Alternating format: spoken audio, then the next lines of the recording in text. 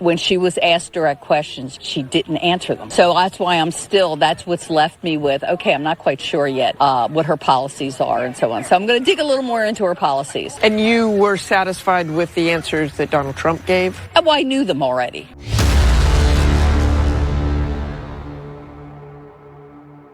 That is the growing issue when it comes to the Kamala Harris campaign, that she is unable to answer questions. And you know what's interesting?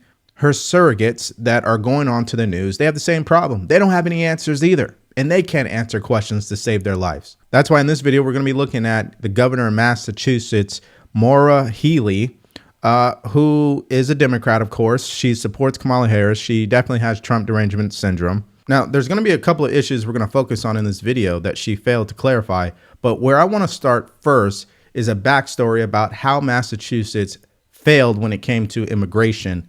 Listen to this. Nate, a lot to take in here. Yes, Andrew, this is a call for transparency. The Massachusetts GOP tells Fox News today that Governor Maura Healey refuses to provide details about how the state spent nearly $1 billion on the migrant crisis this fiscal year.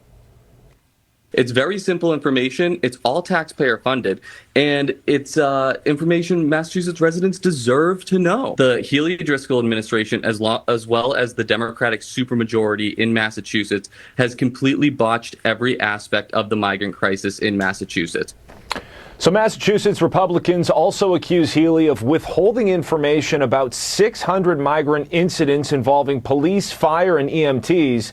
The state Republican Party chair says, quote, "The public deserves transparency. Release the details on the vendors profiting from this crisis and the public safety issues affecting our communities." I don't know if you guys saw it below the video. There's a little ticker. I had to write this down because this is glaring. The federal government has spent more than $66 billion on illegal migrants since 2017. That's 45% increase. Now, what if they spent half of that $66 billion on incentivizing people to be married, incentivizing families, incentivizing business owners? You know, so obviously we know that the government, this isn't about doing really the right thing. Massachusetts is right up there. It's also being reported that they will be in a deficit because of the illegal migrant crisis. So I thought that was just an interesting stat to give you about Massachusetts. So this brings us to this governor and how she's fumbled managing the migrant crisis in her own state. And to show you the psychology or the mindset she has about migrants, listen to how she reacted when an illegal migrant raped a local citizen in Massachusetts. He asked Governor Healey if she can prevent this type of incident from happening again. You know, unfortunately, we have security and systems in place. We have vetting in place. It is unfortunate that you know, from time to time things will happen. That is the mindset of a lot of these Democrats, especially Kamala Harris. They don't ever want to say the name of these victims. They don't ever want to publicly apologize for what's happened to these victims across the country. It's just they're in this other reality, I guess, where they have more compassion for illegal migrants than they do for everyday Americans. And just to drive this point home, look how emotional this governor gets when she's talking about illegal migrants. Emotional, guys, okay? Because I'm committed to this. Little kids need to be able to breathe clean air. They need to be able to access swimming pools. They need to have lifeguards there who are going to teach them how to swim. And they need to have activities. I don't know what we're going to do for a couple, 3 months. I'll call universities. I'll call other places.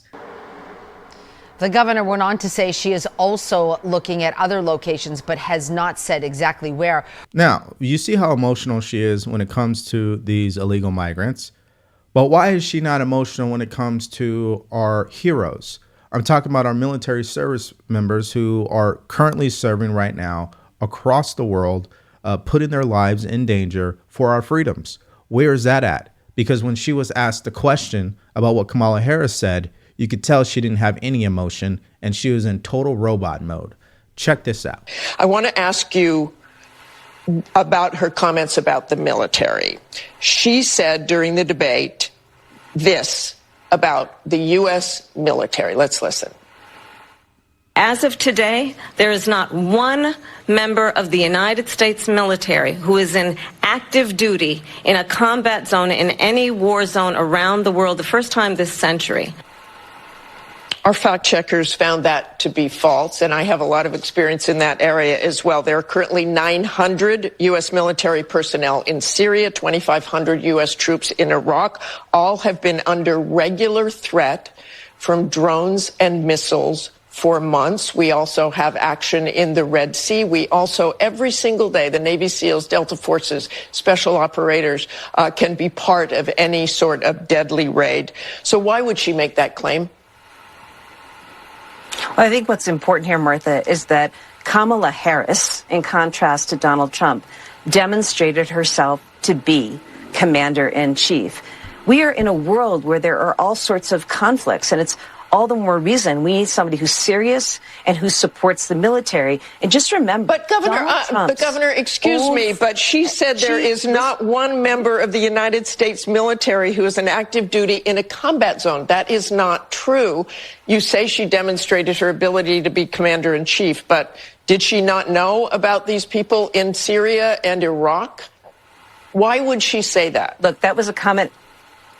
That was a comment in a debate. I think the point that she was trying to make was a broader point. And of course we have military in place all around this country. That's important. We're the United States of America. And Kamala Harris, remember, is the person who stands with NATO, who supports our allies, who's working to bring countries together. Donald Trump stands with Vladimir Putin. So, I think that's what's really important.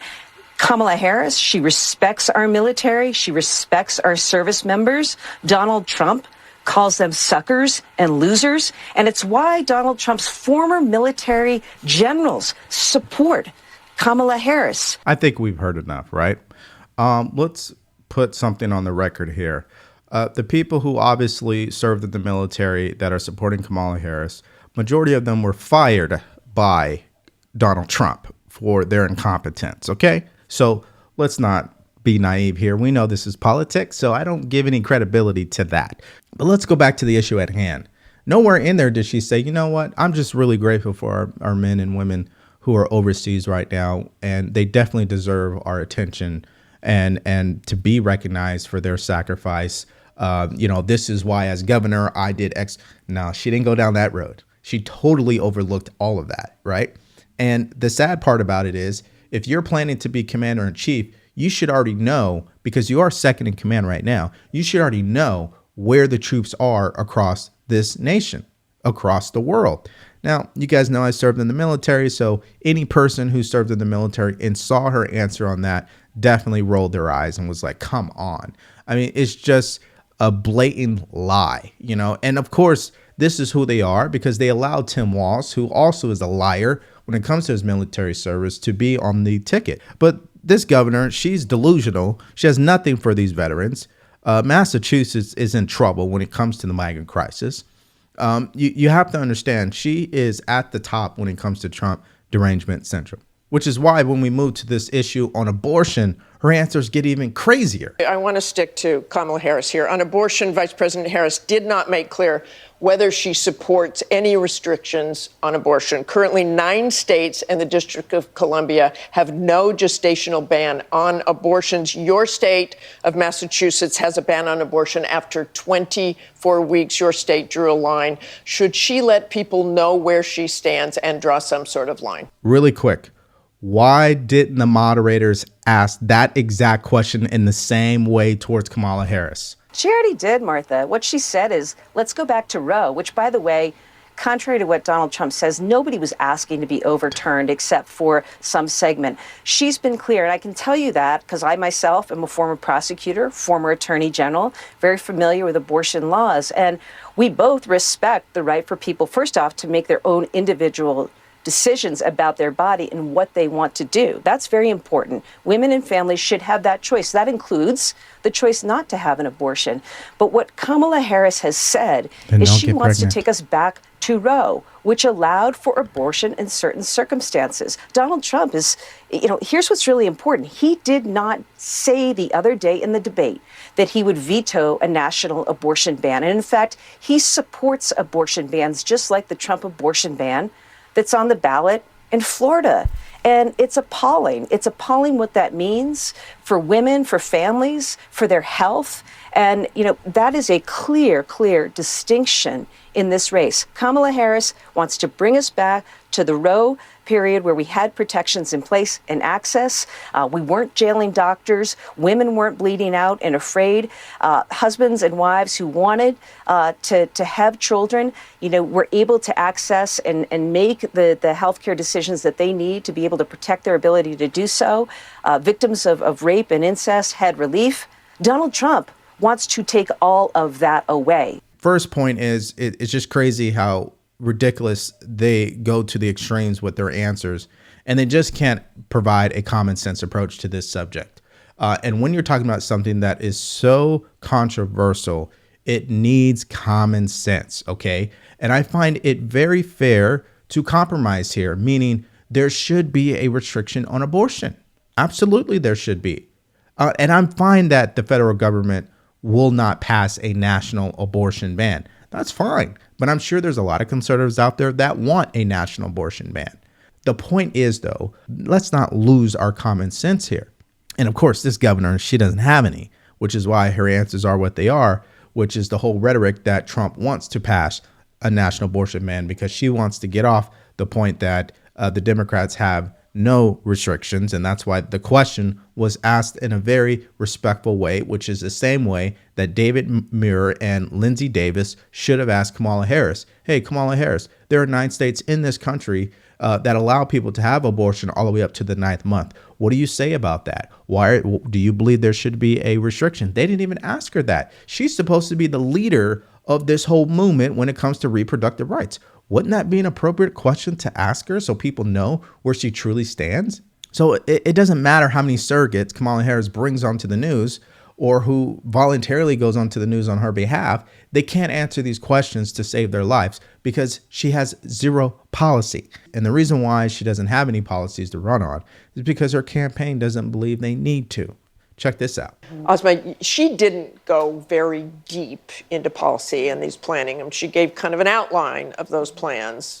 How did you see it? Yeah, I mean, right, she talks about the economy. She talks about creating sort of an opportunity economy. These are vague terms. There's not a whole lot of concrete policy, and that's not something that the Harris campaign strategically really thinks they need to do. You're not going to see a whole lot of policy plans over the next few months. I mean, to Susan's point, they find it much more strategically advantageous to make this campaign a referendum on Donald Trump.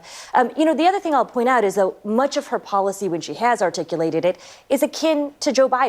I mean, she's presenting herself as being a change candidate. And I would argue that changeness is largely physical. It is that she is a candidate about 20 years younger than Donald Trump. She's a different person than Joe Biden. But to a kind of T, the optics of that night, yes. too, not only her kind of smiling and laughing. And in command, I think, really of the debating arena, right, in a way that we did not see Joe Biden able to sort of command the platform and question and bait Donald Trump. But I would argue, whether it's on the Middle East, whether it's on Ukraine, the economy, immigration, by and large, her policies are akin to what Joe Biden's are, and that's to be expected. She's the sitting vice president. That's correct. She is the sitting vice president. She is Joe Biden 2.0. The difference is she's a woman, a person of color, and 20 years younger. That's it. It's the only difference. Everything else is going to be the same, if not worse. And this isn't about sounding, doom and gloom and the world's going to end. Because I was having this conversation with a good friend of mine. He was struggling with finding a way to justify voting for Trump because he does not like his personality. I said, what's happening in our country is bigger than personality. It's about what the Democrats are planning to do. They've already shown us what they are going to do because they've been doing it over the last 3.5 years. And that leads me to my final points. Kamala Harris and the Democrats, they are hijacked by progressive ideology. And this is intertwined with socialism, a little bit of communism. But the point is they want to indoctrinate our children. We know this to be true because they've already done it. 2, they want to control our food supply. They allow ingredients in our food that is not allowed overseas. 3, they want to censor you and mandate you to take vaccines that are not healthy to our children. I mean, children are getting over 100 vaccines in the first year of their life up to 2 years.